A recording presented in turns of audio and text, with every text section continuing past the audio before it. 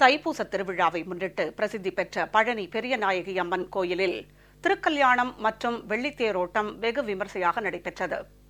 முருகப்பெருமானின் அறுபடை வீடுகளில் 3ஆம் படை வீடான திண்டுக்கல் மாவட்டம் பழனி தண்டாயுத்தபாணி கோயிலில் கடந்த 3ஆம் தேதி தைப்பூச திருவிழா கொடியேற்றத்துடன் தொடங்கியது. நாள்தோறும் சுவாமி வீதி உலா நிகழ்ச்சிகள் நடைபெற்று வந்த நிலையில் நேற்று திருக்கல்யாணம் மற்றும் வெள்ளித்தேரோட்டம் நடைபெற்றது.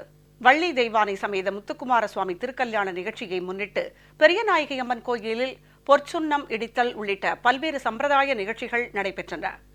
தொடர்ந்து சிறப்பு அபிஷேக ஆராதனைகளுக்கு பின்னர் வேத மந்திரங்கள் முழங்க, ஓதுவார்கள் திருமுறை பாடல்கள் பாட திருக்கல்யாண வைபவம் வெகு விமர்சையாக நடைபெற்றது. பின்னர் தம்பதி சமேதராக முத்துக்குமார சுவாமி வண்ண மின் விளக்குகளால் அலங்கரிக்கப்பட்ட பெரிய வெள்ளித்தேரில் வலம் வந்தார்.